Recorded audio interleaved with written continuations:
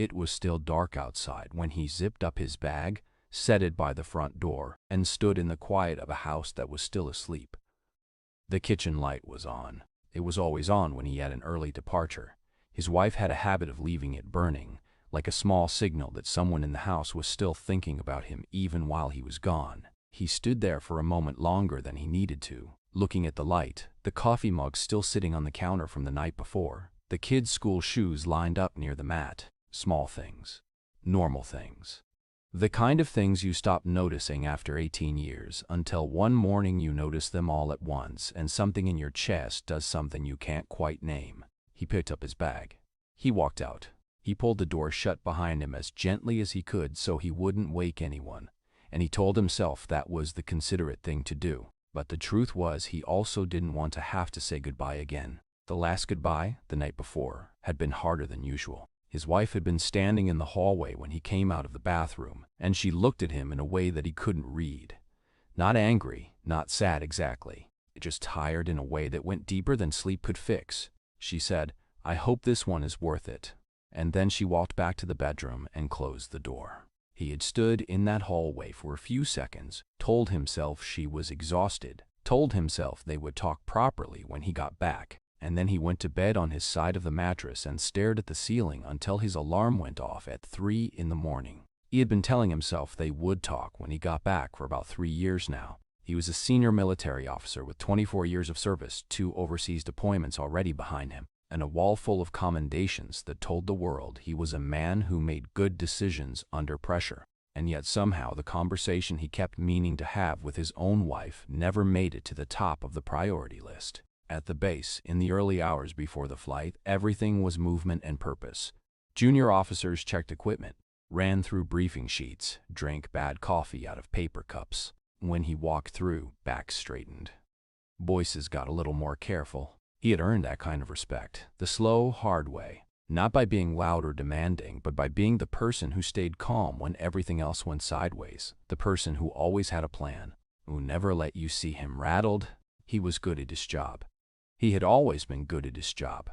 That had never been the problem. On the aircraft, once they were airborne and the noise of the engine settled into that familiar low roar, he leaned back in his seat and felt the tension in his shoulders ease slightly, the way it always did once a mission was in motion. There was something almost comforting about deployment. The clarity of it, the defined purpose, the way every hour had a reason. Back home, things were foggier. Needs were harder to name. Feelings didn't come with a briefing document. He reached into the breast pocket of his jacket and touched the photograph he kept there. His family at his last promotion ceremony, all 3 of them squinting slightly into the sun. His wife with her arm around their youngest daughter, his older daughter doing that half smile she'd developed recently that made her look so grown up it sometimes stopped him cold. He looked at the photo for a moment and then tucked it back carefully. Outside the small oval window, there was nothing but black sky and the faint suggestion of clouds far below. He had hours of flight ahead of him, an ocean to cross, a mission waiting on the other side. He pulled out his mission documents and began to read through them the way he always did, methodically, thoroughly, storing every detail. He was in control.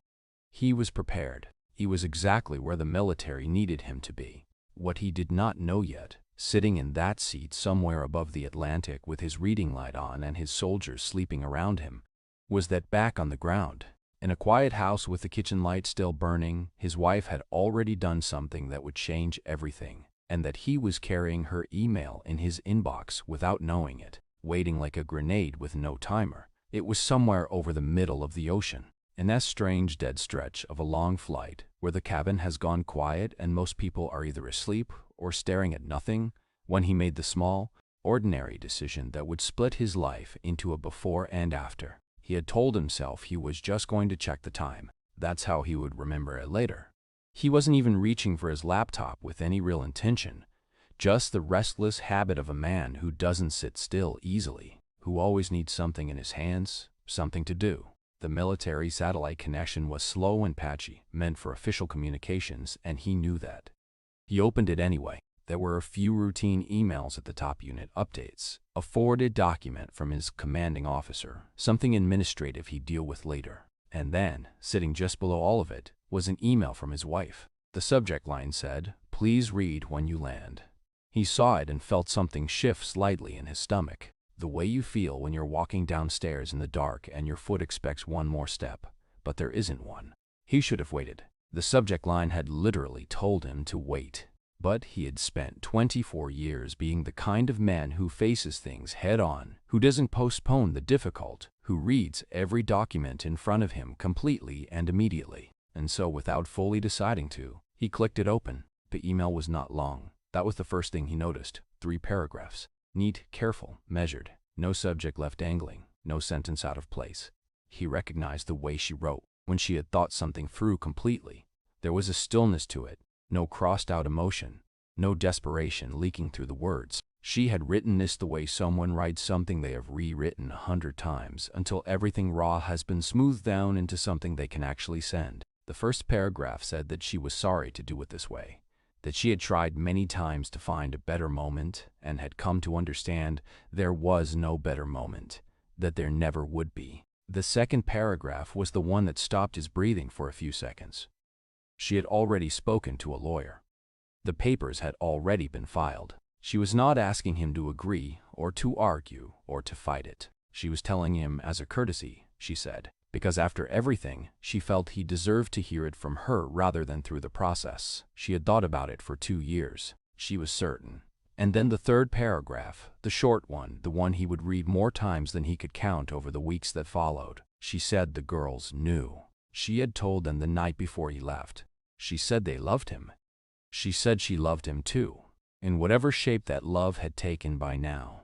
And then she said, and this was the line that got him, she said that his love for them had never been the question, that the love was never what was missing. He closed the laptop. He did it slowly and deliberately, the way you do something when your hands need to have control over at least one physical thing in the world. The officer sitting 2 seats away glanced over and asked if everything was all right. He said yes. He said it with the exact same tone he used when a junior officer asked if a situation was under control. Steady, certain, final. The other man nodded and looked away. He sat completely still for about 30 seconds, and then he stood up and said he was going to check on the equipment in the rear of the aircraft. Nobody questioned that. He was the senior officer. He walked to the back, past the rows of sleeping soldiers, through the narrow passage into the cargo section where the light was dim and the engine noise was louder, and there was nobody watching. He stood there for a long time with his hand on a cold metal rail. He didn't fall apart. He didn't make a sound. He just stood in the dark and breathed, slowly and deliberately, the way he had trained himself to breathe in situations that required him to stay functional when every instinct was pulling in another direction. He counted the minutes, 11 of them, and then he straightened up, adjusted his jacket, walked back through the aircraft to his seat, opened his mission briefing documents, and read every single word with complete focus and total retention, because that was what he did. That was who he was. And for the first time in his life, standing in the noise and the dark at the back of that plane, he had wondered, quietly, privately, in a place nobody would ever see, whether being that person had cost him everything that actually mattered. He landed, and the mission swallowed him whole. That's the thing about deployment that civilians sometimes don't fully understand. It doesn't give you space to fall apart, and in some ways that's a mercy, and in other ways it's the most dangerous thing in the world, because it lets you convince yourself that you're fine when really you're just busy. From the moment his boots hit the ground on the other side of that flight, there were briefings to attend, and decisions to make, and people looking to him for direction. And he gave it to them cleanly and calmly and without hesitation, because that was the job, and the job had never once asked him how he was feeling on the inside. He was good at the job. He had always been good at the job.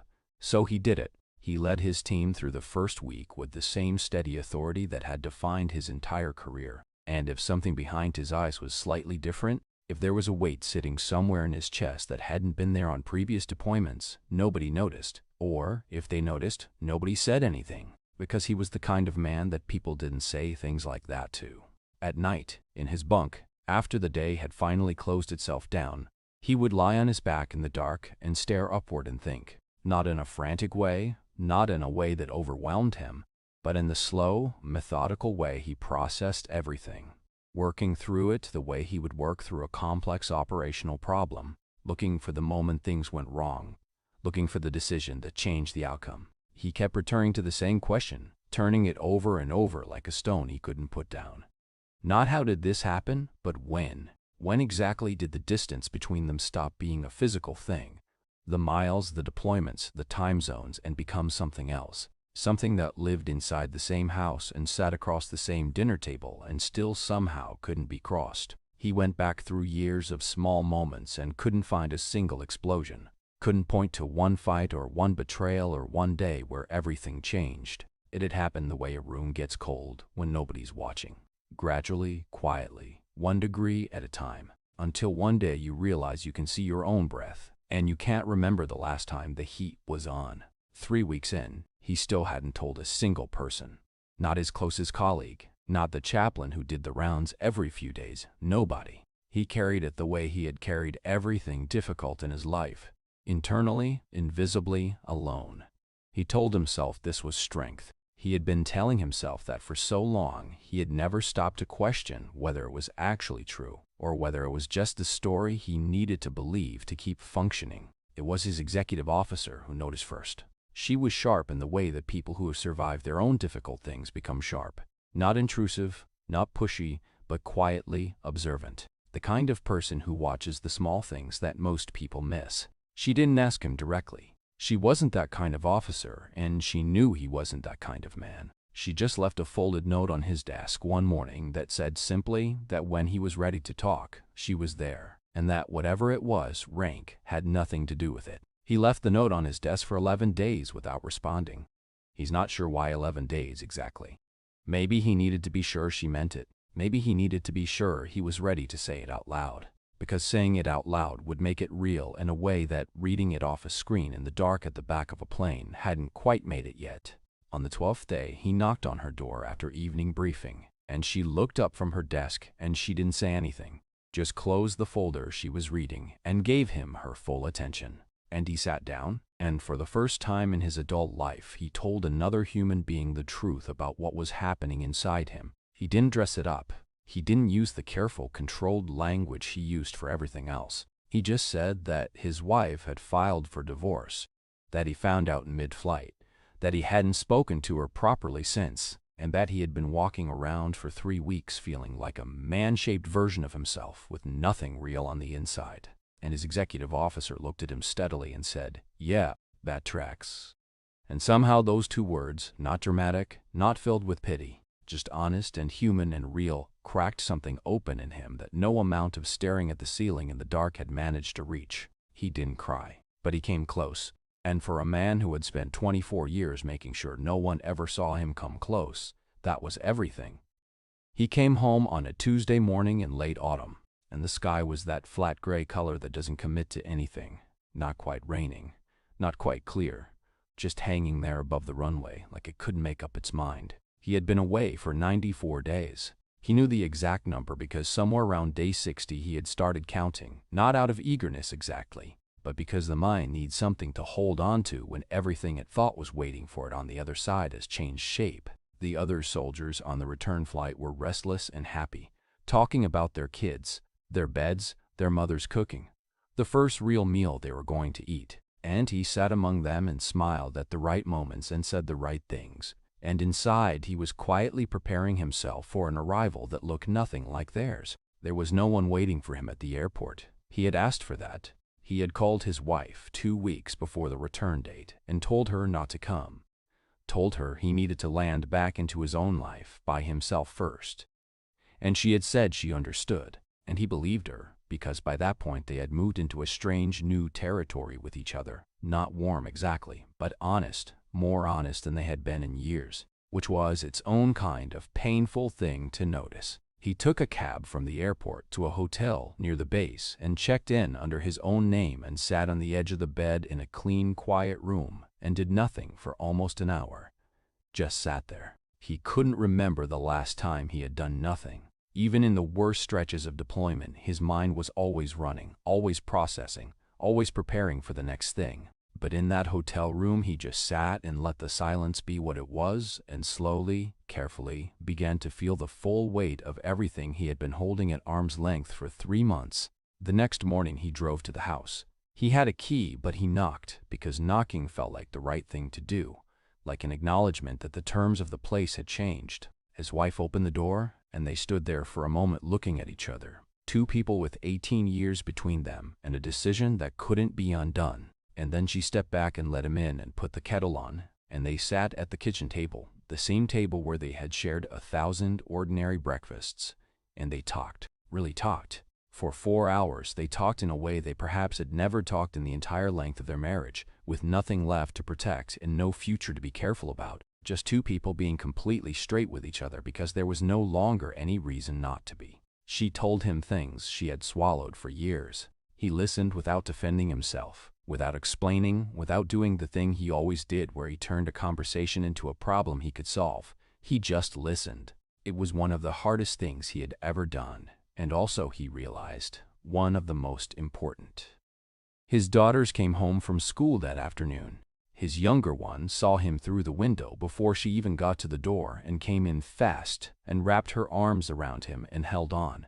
And he held her back. And everything he had compressed and contained and stored away for 94 days came rising up through his chest so suddenly and so completely that he had to press his cheek against the top of her head and breathe through it slowly so it didn't come out as something that scared her. His older daughter was more careful with him. She was 16 now, and she had learned things in the past few months that 16-year-olds shouldn't have to learn, about how love doesn't always mean someone stays, about how a person can be genuinely admired and still be absent in all the ways that count. She sat across from him at that same kitchen table later that evening and handed him a letter she had written, and he read it right there in front of her because she deserved that. Deserved to see him receive it fully rather than fold it away to process alone later the way he did everything else. The letter was not angry. That was what undid him. It would have been easier if it were angry. Instead, it was just honest, written in her careful, neat handwriting, and it said that she was proud of him and that she had missed him, and that missing someone your whole childhood leaves a particular kind of mark that doesn't go away just because the person finally shows up. He folded the letter. He looked at her. He said, "I know, I'm sorry, I'm here now."